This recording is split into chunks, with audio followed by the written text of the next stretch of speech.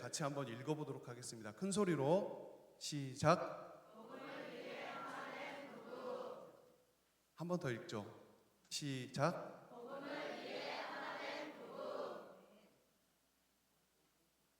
말씀 같이 읽겠습니다. 생업이 같음으로 함께 살며 일을 하니 그 생업은 천막을 만드는 것이더라. 안식일마다 바울이 회당에서 강론하고 유대인과 헬라인을 권면하니라.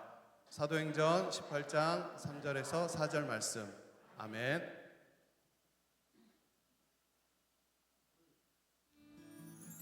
로마에는 브리스길라와 아굴라라는 부부가 살고 있었습니다. 이 두 부부는 아굴라는 남편, 브리스길라는 부인인데요. 아굴라는 유태인, 브리스길라는 로마의 귀족 집안 출신입니다. 검색을 해보니 일설에는 노예로 끌려왔던 아굴라가 평민이 되고 귀족 집안의 여인 브리스길라와 결혼을 했다는 설이 많이 검색이 되더라고요. 성경에 나오지 않은 거니까 확실치 않은 걸 알아두시기 바랍니다. 그런데 로마 황제 글라우디오가 유대인 추방령을 내리게 되었습니다. 이 부부는 고린도로 살림살이와 기반을 이전하게 됩니다. 이때 로마의 제정 4대 황제인 글라우디오 때 무슨 일이 있었냐면 예수님을 믿는 유대인과 믿지 않는 유대인들이 서로 싸우고 있었고, 믿지 않는 유대인이 글라우디오 황제에게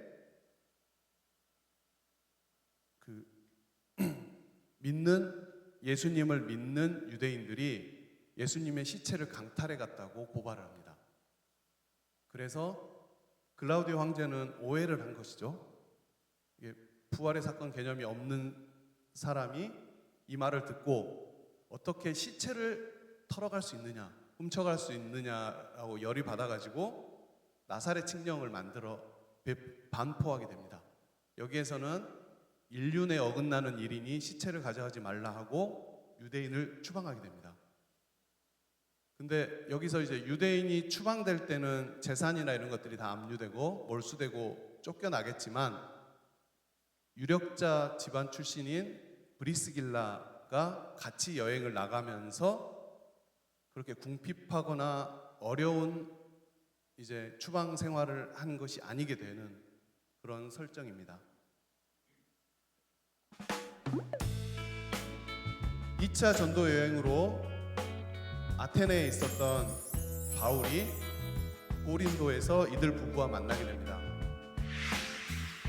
마침 이들 부부의 직업이 천막을 짓는 일이었는데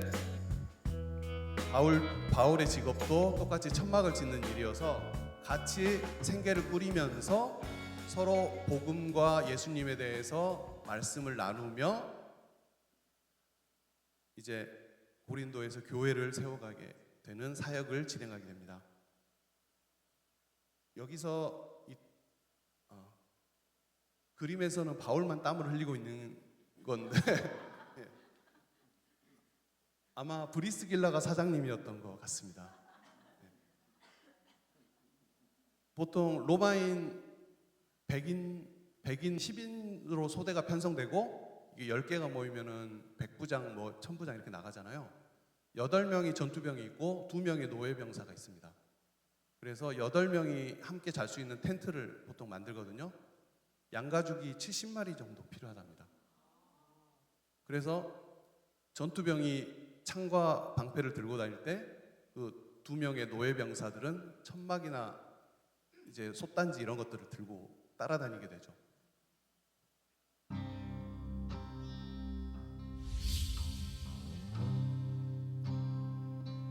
함께 지내면서 예수님에 대해서 깊이 알아갔습니다.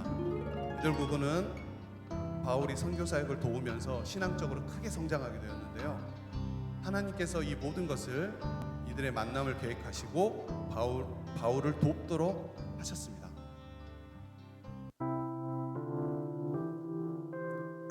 바울은 고린도에서 1년 6개월 동안 복음을 전하는 일을 하였습니다.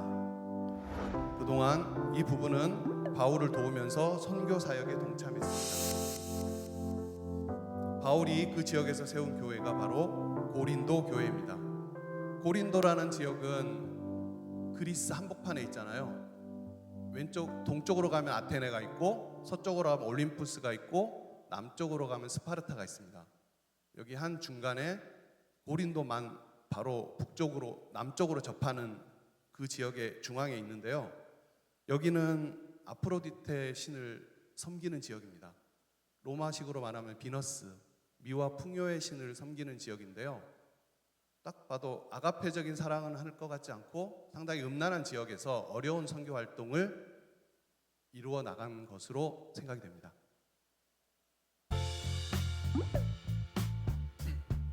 이제 바울과 부부는 함께 에게를 건너서 에베소로 이동을 하게 됩니다.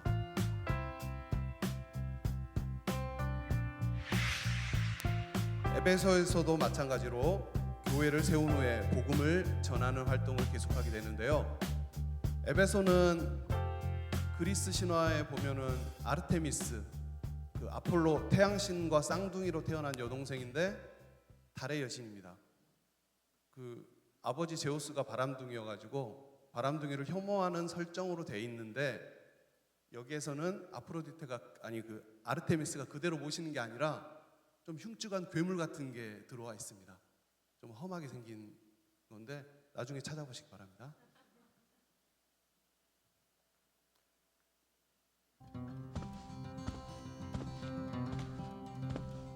에베소에서는 복음을 들은 성도들이 함께 모여서 예배할 곳이 필요했습니다. 이때 브리스길라와 아굴라 부부는 자신의 집을 교회로 제공했습니다. 지금 고린도에서도 집이 있었고 여기 에베소에도 집이 있는 걸 보니까 상당한 부유한 집안으로 생각이 되죠. 집만 제공한 것이라고 생각하실 수 있는데 모든 편의와 숙식을 함께 제공했던 것으로 생각이 됩니다. 거의 이제 모든 전 재산을 다 내서 헌신을 한 것으로 보시면 될 거고요. 이들 부부는 하나님이 기뻐하시는 일을 하는데 한 마음으로 협조했습니다. 그런데 바울이 이제 전도 여행을 계속하고 이들 부부를 남도로 하였습니다. 바울이 떠난 뒤에도 열심히 복음을 전하는 삶을 살았는데 조금 부족한 점이 있었는데 이 필요를 아볼로라는 사람을 보내주심으로 충족시켰습니다. 아볼로는 학문적으로 매우 뛰어난 사람이고 구약과 성경에 관한 지식이 풍부한 사람이었습니다. 그리고 가장 좋은 점은 이 사람이 이때는 교육이 발달되지 않아서 대부분 글을 모르는 상태에서 사람들한테 말로 풀어서 전해야 되는데 그 능력이 아주 탁월했던 것으로 생각이 됩니다.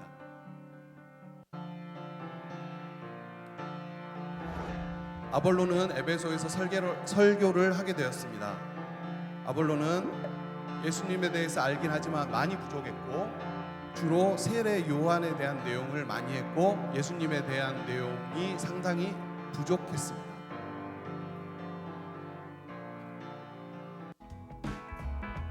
이들 부부가 설교 내용을 들으면서 예수님에 대해서 아볼로도 알았으면 그리고 그 내용을 전했으면 하는 생각을 하게 되어서 아볼로를 따로 만나서 그에게 예수님에 대해서 정확히 일러주었습니다.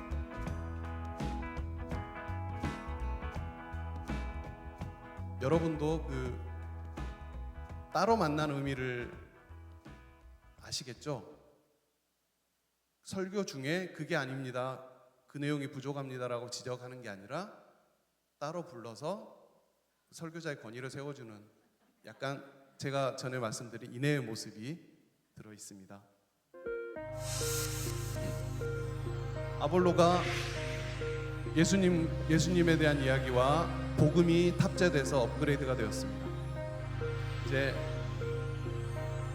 그 가지고 있던 능력을 바탕으로 보다 시너지를 발휘해서 예수님에 대해서 정확히 전하기 시작했습니다.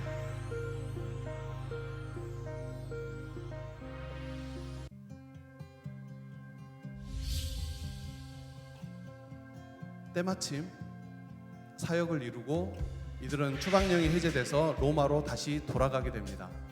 로마에서도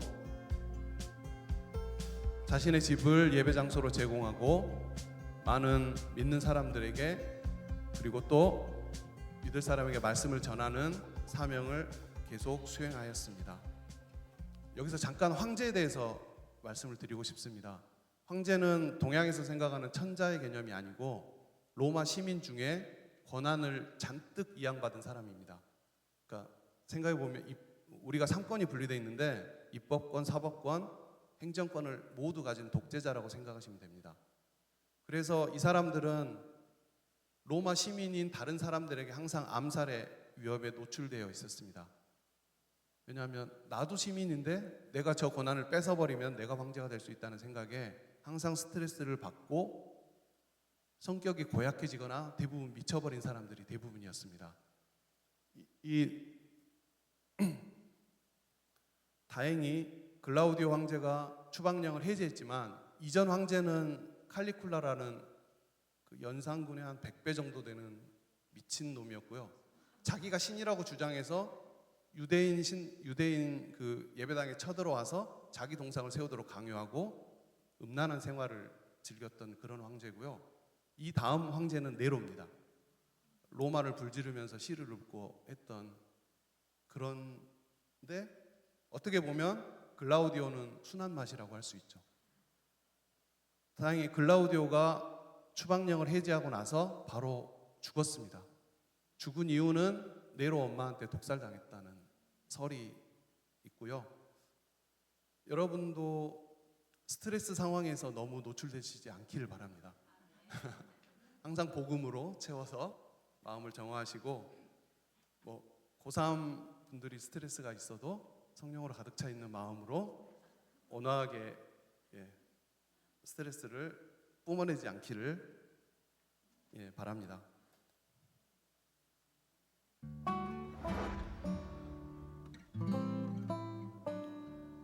이 부부가 하나님의 복음을 전하는 일을 위하여 얼마나 열심히 했는지 바울이 기록한 로마서에 나와 있습니다. 같이 한번 읽어볼까요? 너희는 그리스도 예수 안에서 나의 동역자인 브리스가와 아굴라에게 문안하라. 그들은 내 목숨을 위하여 자기들의 목까지도 내놓았으니 나뿐 아니라 이방인의 모든 교회에도 그들에게 감사하느니라. 여기서 브리스굴라가 브리스가라는 애칭으로 쓰였죠. 그리고 아마 룻의 부자 버전인 것 같습니다. 느낌이. 그래서 브리스가가 먼저 언급되고 좀 더 비중이 더 있는 것으로 성경에는 언급이 되고 있습니다. 브리스길라 아굴라 부부는 하나님의 나라를 위해 힘쓴 아름다운 부부였습니다. 오늘 말씀을 들은 우리는 두 가지를 제가 제안드리겠습니다. 하나는 나도 이런 배우자를 만날 수 있기를 기도해 나가는 것과 그리고 만나는 건 순간입니다. 왜냐하면 만나기 전 시간보다 더 긴 시간을 같이 살아야 되니 아름다운 하나된 부부로서 긴 시간을 살 수 있도록 지금부터 기도해 나가시기를 바랍니다.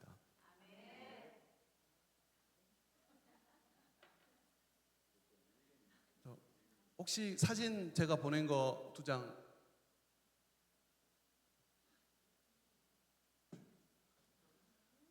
하나된 부부를 청소년들 대상으로 얘기를 하려니까 뭔가 개념에 들어올 수 있는 걸 찾아봤습니다. 그래서 2명이 함께 탈 수 있는 자전거를 찾았고요. 그리고 브리스길라가 강조되듯이 부인이 앞에서 핸들을 잡고 있는 모습을 찾아봤습니다.